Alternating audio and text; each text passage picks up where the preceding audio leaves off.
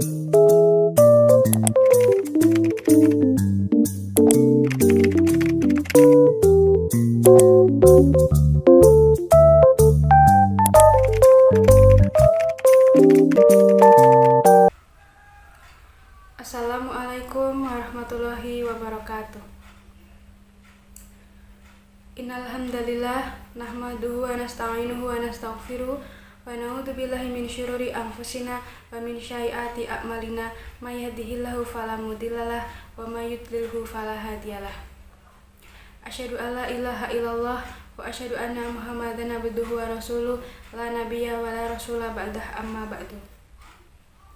Marilah kita panjatkan puji syukur kehadirat Allah Subhanahu wa Ta'ala yang telah memberikan kita nikmat kesehatan sehingga kita dapat berada di sini hingga sampai sekarang ini. Salawat serta salam semoga senantiasa tercurah kepada junjungan kita Nabi Muhammad SAW yang telah memberikan kita syafaatnya dari zaman jahiliyah hingga zaman sekarang ini. Perkenankanlah saya di sini akan membawakan suatu materi yang berjudul mewujudkan Islam rahmatan lil alamin di tengah keberagaman umat. Islam merupakan agama rahmatan lil alamin. Artinya, Islam merupakan agama yang membawa rahmat dan keselamatan bagi seluruh alam. Hal ini sesuai dengan firman Allah Subhanahu wa Ta'ala dalam Al-Qur'an surat Al-Anbiya ayat 107 yang berbunyi, A'udzubillahi minasyaitonirrajim. Bismillahirrahmanirrahim. Wa ma arsalnaka illa rahmatan lil alamin. Yang artinya, kami tidak mengutus engkau Muhammad melainkan untuk menjadi rahmat bagi seluruh alam. Dakwah rahmatan lil alamin adalah dakwah Rasulullah SAW yang mengajak manusia ke jalan Allah dengan semangat dasar kelembutan dan kasih sayang. Cara tersebut berpegang teguh dengan Al-Quran dan mengikuti jalan hidup Nabi agar mendapatkan barokah di dunia dengan rezeki yang cukup, hujan yang cukup, dan tanah yang subur, serta mendapatkan nikmat surga di akhirat kelak. Dakwah rahmatan lil alamin mengajak manusia untuk menjadi manusia yang utuh dengan memperhatikan aspek fisik, psikis, akal maupun fitrah dan memperhatikan dengan seksama kehidupan orang-orang yang beriman. Untuk mewujudkan Islam rahmatan lil alamin, Al-Quran dan hadis mengajarkan adanya nilai keseimbangan antara hablun minallah dan hablun minanas. Hablun minallah tergambar dalam 12 poin, yaitu yang pertama, beriman kepada Allah Subhanahu wa Ta'ala dan berpegang teguh dengan keimanan. Yang kedua, menaati Allah dan Rasul-Rasulnya. Yang ketiga, mendirikan sholat. Yang keempat, memakmurkan masjid. Yang kelima, mengkaji ayat-ayat Allah di masjid atau membaca Al-Quran di masjid. Yang keenam, merasa diri banyak memiliki kekurangan dan berdoa supaya mendapatkan rahmat.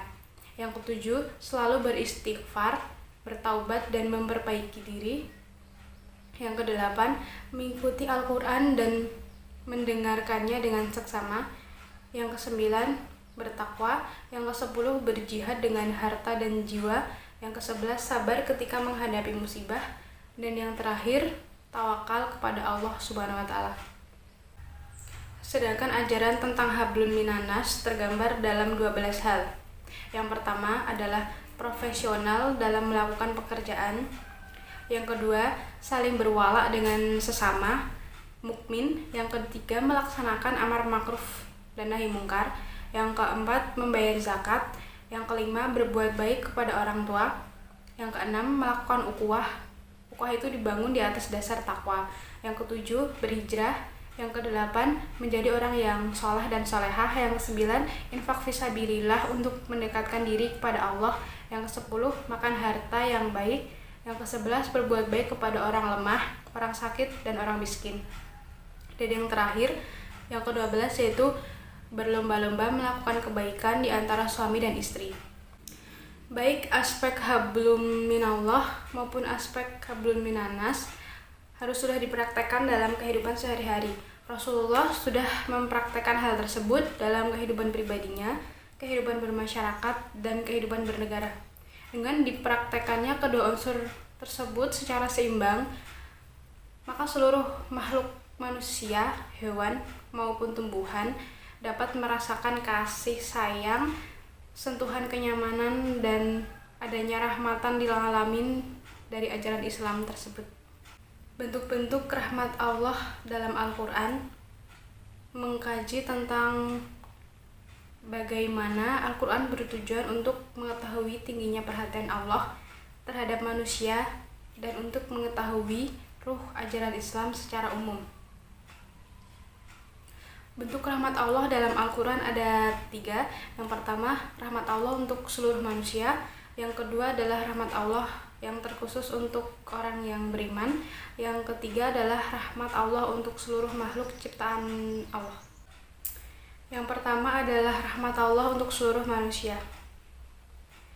Dalam konsep ini, Islam memberikan perhatian tinggi terhadap nilai-nilai kemanusiaan yang bersifat universal. Semua manusia mendapatkan rahmat ini, baik dia di dekat dengan Allah maupun berada jauh dari Allah. Menebar rahmat ini menjadi bagian dari tugas Nabi Muhammad SAW sebagai komitmen dirinya untuk menjadi Rasul penebar rahmat bagi semesta. Yang kedua adalah rahmat Allah yang spesial untuk orang-orang yang beriman. Orang mukmin selain mendapatkan rahmat di atas juga mendapatkan tambahan rahmat karena keimanan mereka. Iman di sini yang dimaksud adalah iman yang hidup dan mampu mewarnai seluruh diri, bukan iman yang beku dan tidak menghasilkan apa-apa. Dengan iman yang hidup, rahmat Allah akan bercucuran, menjadi lebih bermakna dan bernilai. Secara umum, tambahan rahmat yang diperoleh oleh orang mukmin terbagi 2.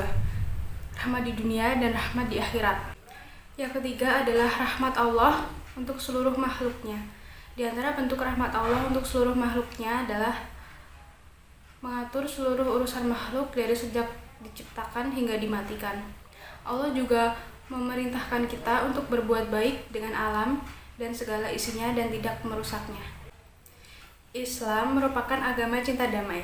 Dengan begitu, Islam rahmatan lil alamin sangat penting diwujudkan di tengah keberagaman saat ini. Pluralitas budaya, suku, bangsa, bahasa, dan agama dan berbagai faktor lainnya merupakan berkah dan rahmat yang diberikan oleh Allah Subhanahu wa taala yang harus disyukuri. Jangan sampai para generasi penerus bangsa ini mau disusupi paham atau aliran yang menyesatkan, termasuk narkoba. Menegakkan ajaran Islam dalam hidup, bermasyarakat, berbangsa, dan bernegara bukan berarti disikapi dengan fanatik, tetapi harus dilakukan dengan semangat toleransi, kerukunan, serta kedamaian. Karena agama Islam mengajarkan keselamatan kepada semua orang, tanpa harus mengotak-otakan satu dengan yang lain. Kualitas amal dan ibadah harus terus ditingkatkan agar keislaman kita semakin baik dan bermanfaat bagi banyak orang. Sekian materi tentang mewujudkan Islam rahmatan lil alamin di tengah keberagaman umat. Semoga dapat memberikan manfaat dan bisa dipraktekkan dalam kehidupan sehari-hari.